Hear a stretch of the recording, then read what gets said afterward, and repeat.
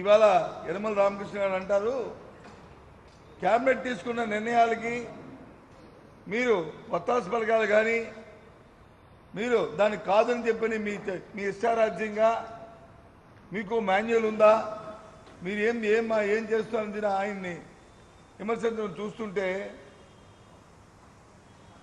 మాలాంటి ఇంతకుముందు 10 సంవత్సరాలు మంత్రిగా ఈ రాష్ట్రంలో తెలిసిన వ్యక్తిగా ఆలోచించే వ్యక్తిగా రామకృష్ణ గారు మీరు కూడా సుదీర్ఘకాలం మంత్రిగా పనిచేస్తారు, చేస్తూనే ఉన్నారు, స్పీకర్గా కూడా చేశారు. ఒక్క విషయాన్ని చెప్పండి, క్యాబినెట్లో నిర్ణయం ఏం తీసుకుంటాం? మనం పాలసీ మ్యాటర్ తీసుకుంటాం. ఇగో ఈ కార్యక్రమాన్ని ఈ ప్రాజెక్ట్ని కట్టాలి, ఈ ప్రాజెక్టుకి వచ్చి కట్టి దానికి ఎస్టిమేట్ ప్రిపేర్ చేసే కార్యక్రమం చేయాలంటాం.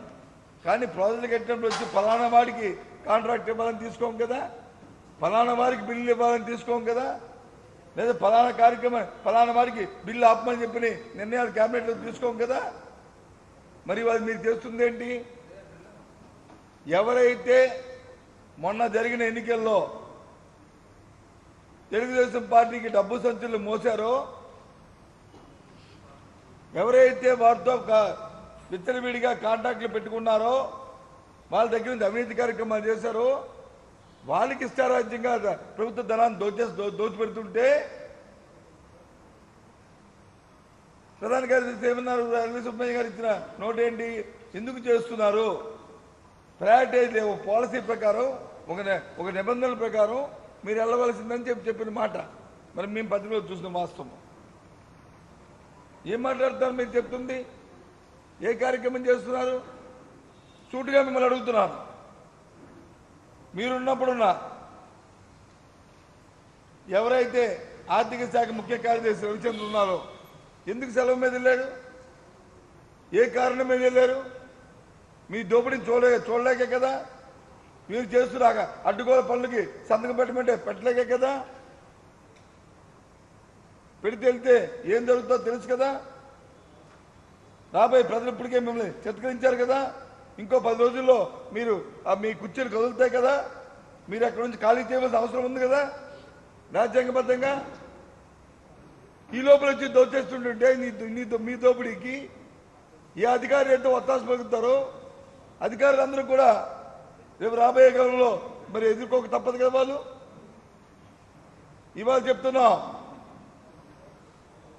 దయచేసి అధికారులకు కూడా తెలియజేస్తున్నాం, అడ్డగోలుగా ఈ ప్రభుత్వానికి వచ్చి సహకరించొద్దు, నిబంధనలతో పనిచేయండి, నిబంధనల ప్రకారం చేయండి.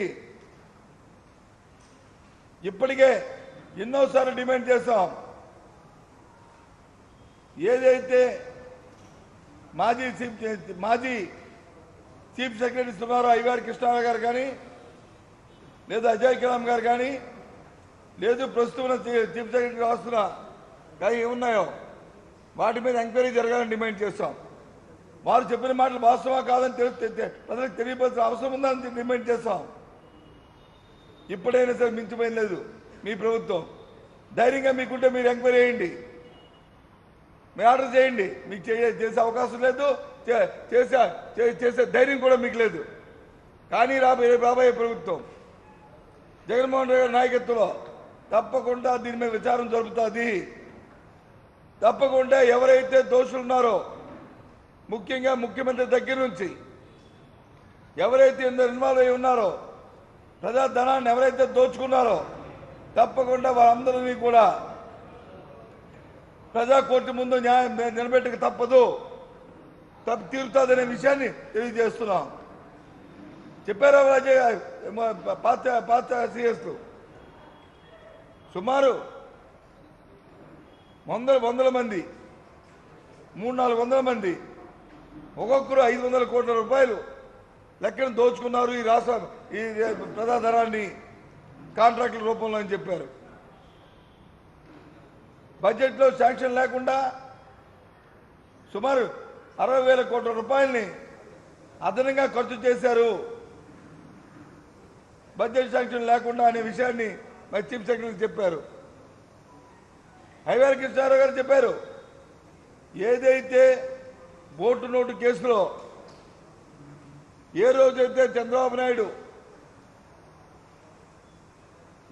హైదరాబాద్లో పట్టుబడ్డాడో ఆ రోజు నుంచి విభజన చట్టంలో ఉన్న అంశాలు ఏవైతే ఉన్నాయో ఆ అంశాల మీద ఆయన ముఖ్యమంత్రి గారికి ఫైల్ పంపిస్తే ఆ ఫైల్ మళ్ళీ తిరిగి వెనక్కి రావట్లేదు, ఆయన దగ్గరే ఉండిపోతున్నాయని చెప్పిన విషయాన్ని ఆయన బహిరంగంగా చెప్పిన విషయం వాస్తవం కాదా?